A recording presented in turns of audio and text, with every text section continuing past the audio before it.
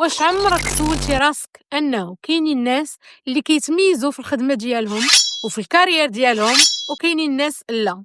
بغيتي تعرف شنو كيدير الفرق ما بين الناس اللي كيوصلوا واللي ما كيقدروش؟ السر كاين في المهارات الشخصيه، سوفت سكيلز، هما اللي كيخليوك تكون متميز. اجي بعدا، شنو هما السوفت سكيلز؟ هي المهارات اللي كتخليك تتعامل مع المواقف والناس بطريقه احترافيه وذكيه. أول مهارة هي مهارة التواصل.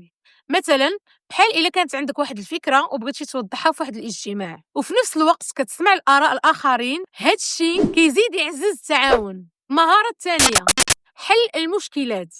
بحال إلا واجهك شي مشكل في الخدمة ولقيتي ليه واحد الحل اللي مبتكر ومفيد جدا، هاد الشيء كيبين القدرة ديالك على التفكير بطريقة جد ذكية. ثالث مهارة وهي مهارة التعاطف.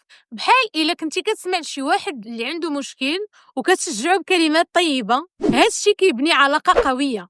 وأخيرا المهارة الرابعة وهي العمل الجماعي. بحال إلا كنتي كتخدم مع شي فريق وكتساهم بالأفكار ديالك، وبطبيعة الحال الفريق كامل كيكون كيخدم بواحد التناغم، هاد الشي بطبيعة الحال كيوصل للنجاح.